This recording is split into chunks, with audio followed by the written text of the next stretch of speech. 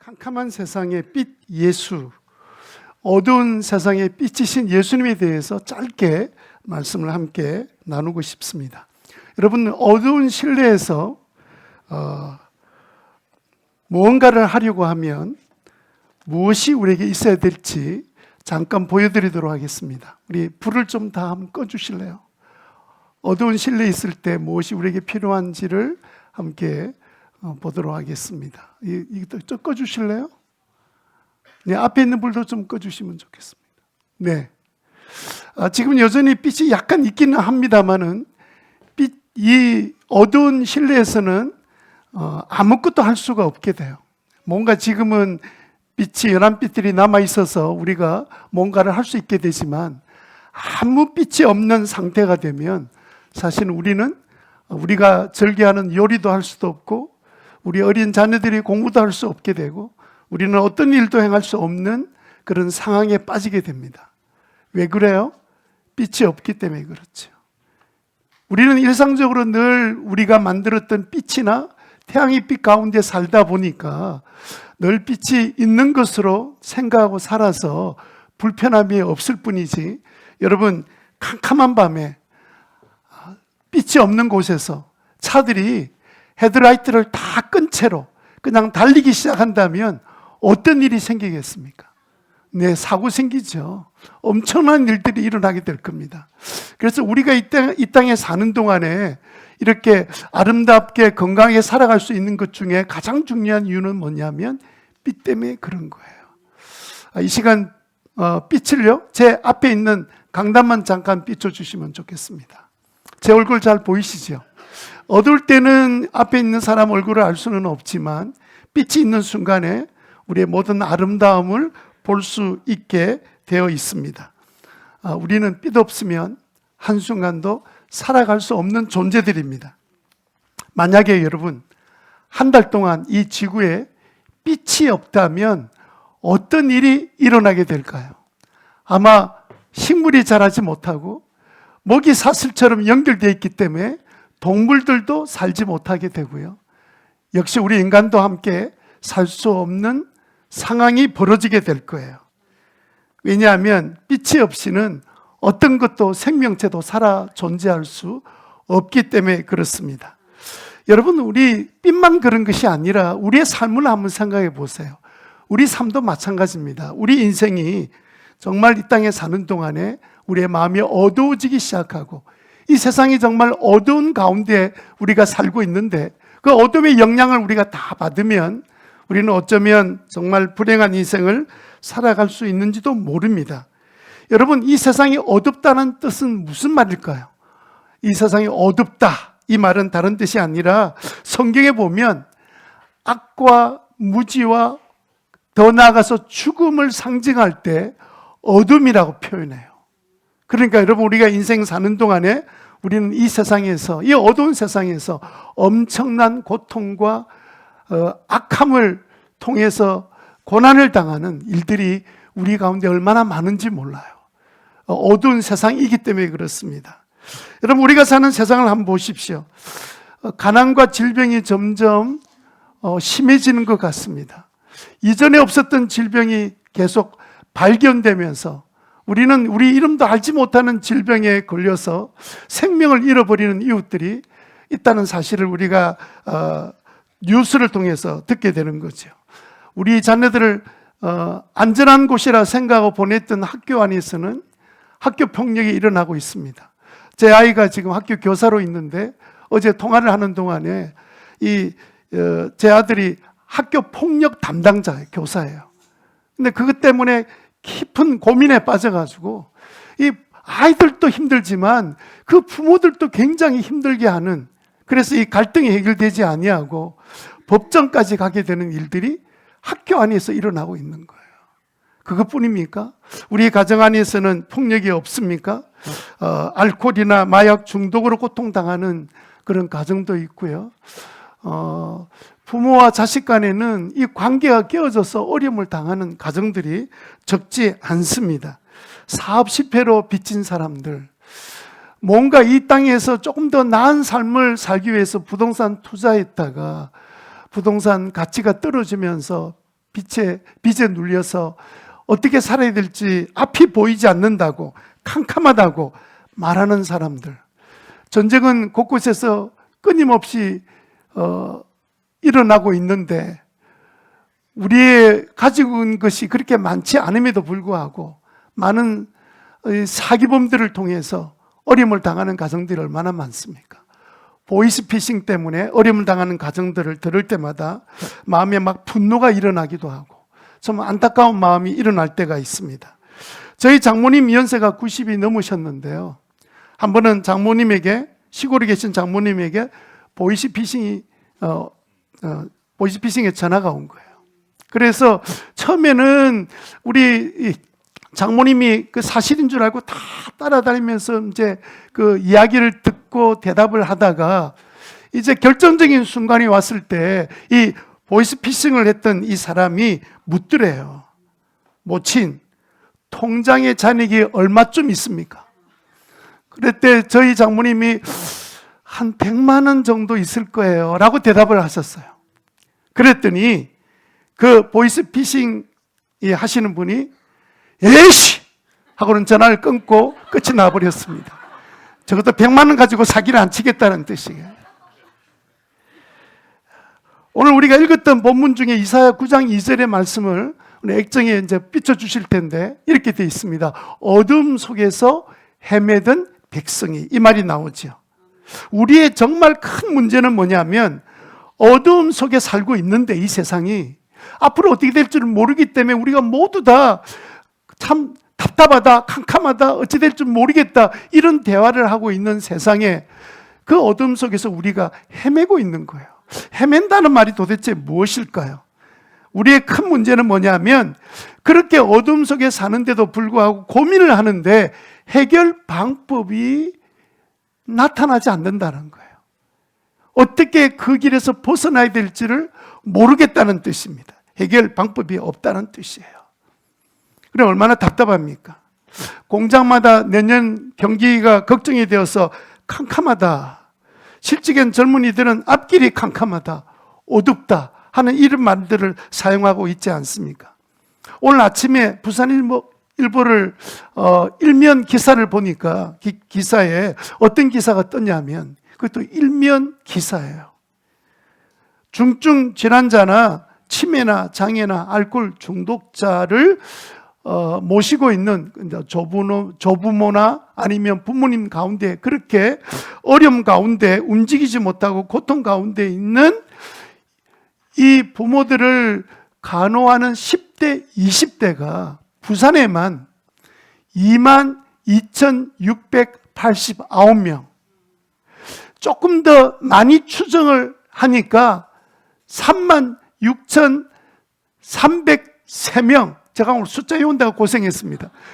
아니 이렇게 많은 10대, 20대들이 그 부모의 그 질병을 간호하고 치료한다고 자기의 삶을 보내고 있는 거예요.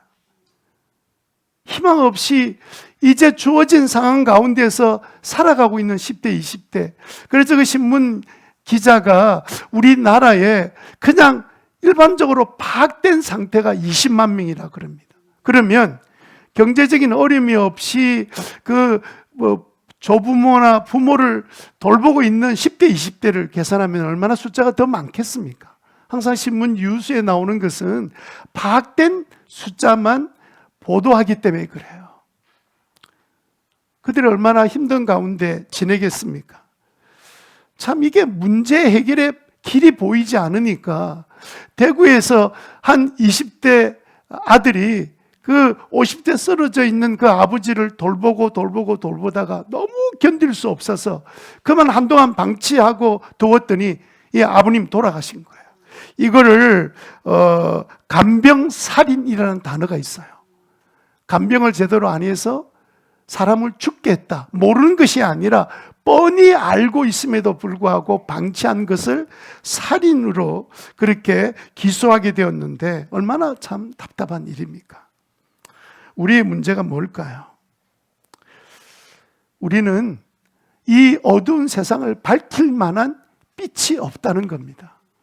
정치인들은 뭐 정치가 나아지면 세상에 밝아진다 이러는데 그렇게 밝아질까요? 가면 갈수록 어두워지는 것 같아요. 가면 갈수록 답답한 일들이 일어난 것을 우리가 보고 있지 않습니까? 우리는 스스로 해결할 능력조차 없는 인생인 것이 분명합니다. 조금 전에 읽었던 말씀을 다시 한 번 더 볼 텐데요. 그 말씀을 보니까 9장 2절에 어둠 속에 헤매던 백성, 해결 방법이 없이 그 고통의 연장이 계속되고 갈수록 더 깊어지는 어둠 가운데 살고 있는 백성들에게 큰 빛을 보았고 죽음의 그림자가 드리운 땅에 사는 사람들에게 빛이 비쳤다. 여러분 이 단어를 보면요, 빛을 보았다 돼 있고 빛에 비쳤다 돼 있지, 그 드리운 땅에서 빛이 나타났다, 빛을 드러냈다, 사람 속에서 빛이 나오게 되었다, 이런 단어가 아니고요, 빛이 밖에서 왔다는 거예요. 우리 이 어두운 세상 사는 우리들에게 빛이 비춰지게 되었다는 뜻입니다. 이 말씀은 뭐냐면 바로 죽음의 그림자가 드리운 이 땅에 살아가면서 우리가 정말 좌절하고 절망하고 어쩔 수 없이 죽지 못해 살아가는 삶을 살아가는 사람이 이 땅에 많이 있는데 세상에 빛이 비춰졌다는 거죠. 우리가 빛을 만들 수 있는 존재가 아닌데 빛이 비춰졌습니다. 이것은요, 하나님께서 이 세상에 빛을 비추어 주셨다는 뜻입니다. 이 사실은 우리가 얼마나 희망이 되는지 모릅니다. 해결 방법도 없고 답답한 인생을 사는 우리들에게 빛이 비춰졌다, 소망이 생겼다는 뜻 아닙니까? 여러분, 우리 늘 여기 본문에 성경에 나와 있는 그 큰 빛은 태양을 생각해 보면 잘 이해가 돼요. 태양이 있기 때문에 온 지구에 생명체가 살아있고요. 그래서 이 태양빛 때문에 어둠과 밝음이 드러나게 되고, 그래서 생명이 유지하게 되는 것 우리가 잘 알지 않습니까? 그런데 하나님께서는 이 태양이 아니라 우리들에게 생명과 기쁨과 올바른 것이 무엇인지를 비춰주는 그 빛을 비춰주셨다는 거예요. 오늘 이 빛이 바로 누구냐면 우리에게, 어둠에 살고 있는 우리들에게 생명과 기쁨의 빛으로 보내주셨던 바로 그분을 의미하는 것 같습니다.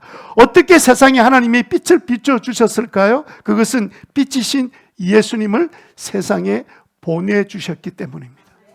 예수님이 이 땅에 오실 때 빛으로 오신 거예요. 빛으로 오신 그 예수님, 이 빛으로 오신 예수님은 우리의 세 가지를 간결하게 대답하면 세 가지를 우리에게 주셨다고 할 수 있는데, 그것은 우리에게 빛을 통해서 주셨던, 이 예수님이 오셨던 우리에게 주셨던 것은 뭐냐면 기쁨이고 생명이고 진리입니다. 어떻게 사는 것이 인생의 참된 삶인지를 예수님께서 우리에게 말씀해 주고 계십니다. 바로 그 예수님이 오신 날이 우리가 함께 기억하고 있는 성탄절이에요. 메리 크리스마스라는 그 단어가 기쁨의 그리스도가 오셨기 때문에 함께 기뻐하는 날이다 해서 메리 크리스마스가 된 거예요. 산타크로스 할아버지가 날아다니는 그런 선물 주러 오는 그런 것이 아니라 예수님이 어두운 세상에 빛을 비추어서 우리에게 생명과 기쁨과 진리, 올바른 삶이 무엇인지를 알려주시기 위해서 하나님이 빛으로 예수님을 우리 땅에 보내주신 것을 여러분이 알게 되시기를 바랍니다. 성탄절은 빛이신 예수님이 이 땅에 오셔서 우리에게 세 가지 제가 말씀드렸죠.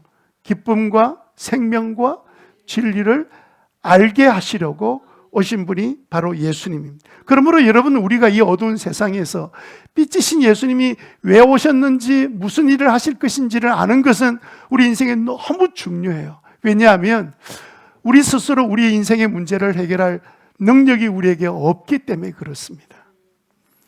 그러면 이 예수님이 오시면 어떤 일을 하시는지 그 성경 6절에 보니까 이렇게 말씀하고 계세요. 한 아기가 우리를 위해 태어났다. 누구를 위해 태어났다고요? 우리를 위해 태어났다. 우리가 한 아들을 모셨다.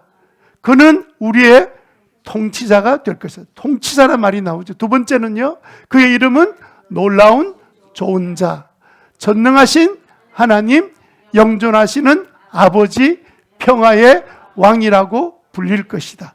예수님이 오셔서 이 땅에 오셔서 하시는 일이 뭐냐면 우리 가정을 이렇게 그 어두움 가운데 있는 우리 가정을 다스려 주시겠다는 거예요. 그래서 그 마지막 단어처럼 우리 안에 잃어버렸던 평화의 왕으로 우리를 다스려 주실 거예요.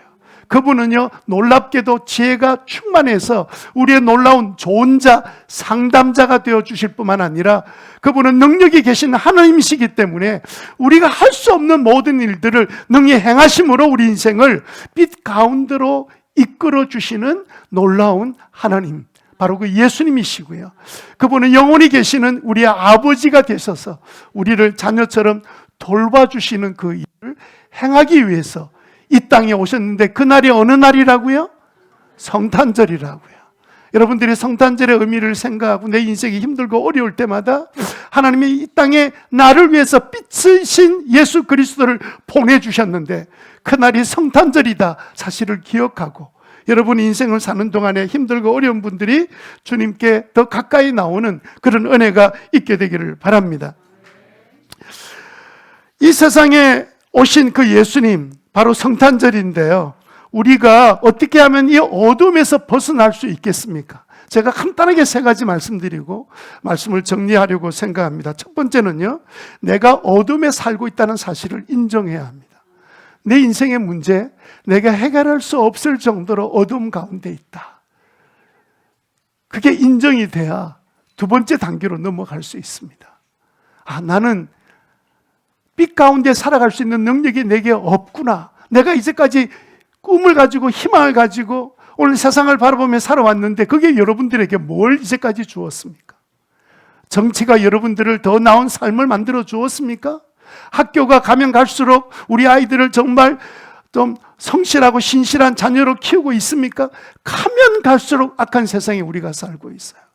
우리는 어릴 때 기억을 생각해 보면 그래도 동네 사람 누군가 한 사람 아프고 또 그러다 나중에 병원 가서 돌아가셨다 그러면 그날 하루 종일 이야기의 내용이 뭐였냐면 그분 돌아가셨대.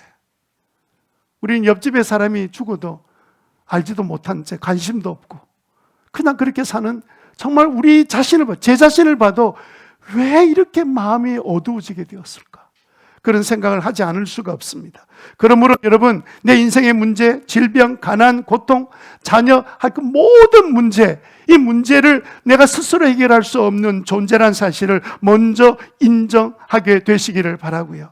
두 번째는요, 빛으로 오셔서 나를 그 어둠에서 건져내실 그 예수님을 우리가 어떻게 해야 될까요? 그분을 믿기로 여러분 결정하셔야 됩니다.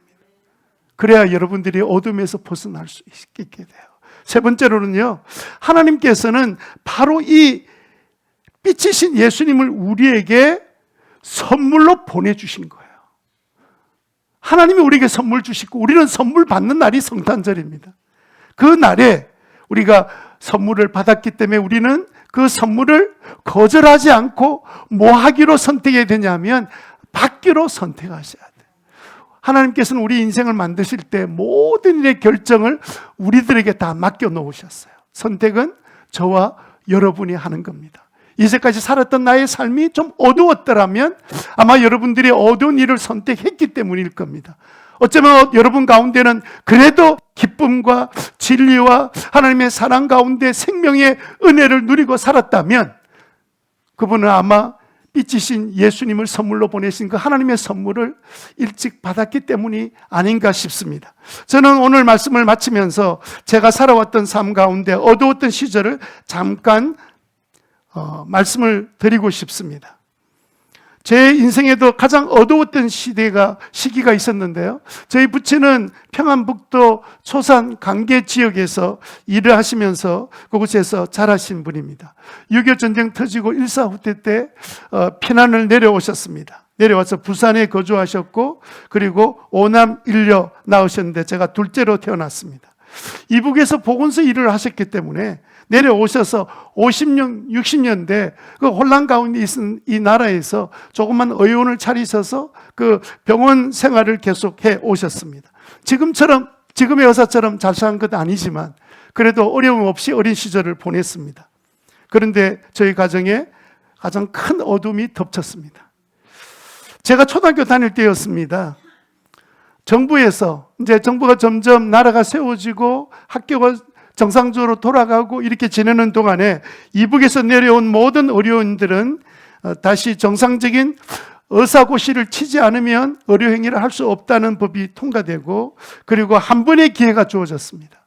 그 소식을 들었던 저희 부친이 하던 일을 다 내려놓고, 그리고 부산과 서울을 다니면서 그 짧지 않은 긴 시간 동안 공부를 시작하셨습니다. 그런데 그 공부가 되겠습니까? 지금 이제 7년, 6년 동안 공부하고 졸업한 의대생하고 피난 내려와서 20년 세월이 지나도록 그냥 일만 했던 하고, 어떻게 다 영어로 시험 치기도 하고 단어들이 다 다른데 시험 친다는 것이 쉽지 않죠. 그래서 이제 부친이 부산 서울을 왔다 가면서 이제 수업을 받으러 다니시는데 점점 사는 것이 어려워졌습니다. 그렇다고 저희들은 다 어리지, 그 당시는 여자들이 일을 할 수 있는 일거리가 많지 않았던 때였습니다. 아버지만 바라보고 살다가 갑자기 가정에 어려움이 찾아온 거예요. 아주 극심했던 상황을 제가 지금도 기억하고 있습니다. 한 번은 먹을 것이 없어서 한 달 동안을 살아야 되는데, 그때 저희 모친이, 어머니가 밀가루 2포대를 사서, 제가 그걸 왜 잘 아냐면 제가 어머니 늘 쫓아다녔거든요. 밀가루 2포대 사서 한 포대는 방앗간에 국수를 뽑고 하나는 집으로 가져와서 반죽을 해서 수제비를 만들어 먹었습니다. 아침에 수제비, 점심에 국수, 저녁에는 수제비에다 국수 얹어가지고 먹고, 이러면서 그건 한 달을 지냈습니다. 어려운 시간을 지냈죠. 엎친 데 덮친 격으로 우리 부천이 시험에 떨어지셨어요. 그래서 모든 것이 고생으로 끝이 났습니다.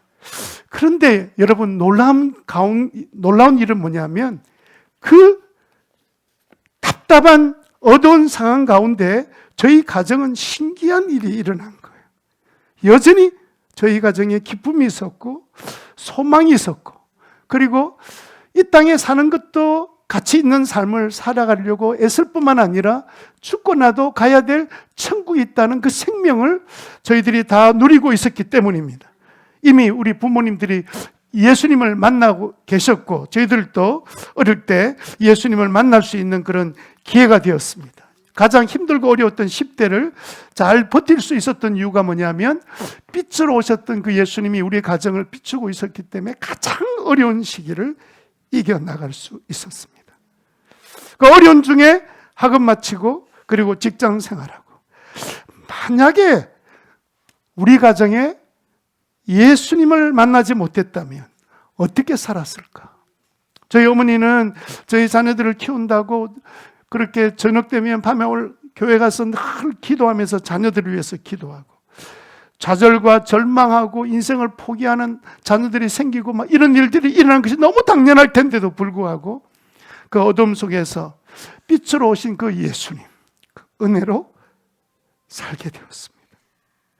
혹시 여러분 가운데 앞이 보이지 않는 어두운 가운데 그냥 그 인생이 그렇게 사는 것 같아서 그렇게 살고, 죽지 못해서 인생을 살고, 또 여러분 가운데 여전히 마음이 우울하고 생각이 늘 좀 소망이 없는 채, 어떤 분은 또 되는 일이 없이 없는 데다가 또 엎친 데 덮친 격이 되어서 가면 갈수록 이게 그냥 걷잡을 수 없는 상황 가운데 아무것도 하지 못하고 좌절 가운데 계신 분은 없습니까? 사람과의 관계는 답답할 정도로 막혀 있고 더 나아 보이는 일은 보이지 아니하고, 그런 분 혹시 계시지 않습니까? 육신의 질병으로 인해서 고통당하고 괴로워하는 분은 계시지 않습니까? 여러분, 오늘 성탄절 2000년 전에 예수님이 빛으로 이 세상에 보냄을 받으셨습니다.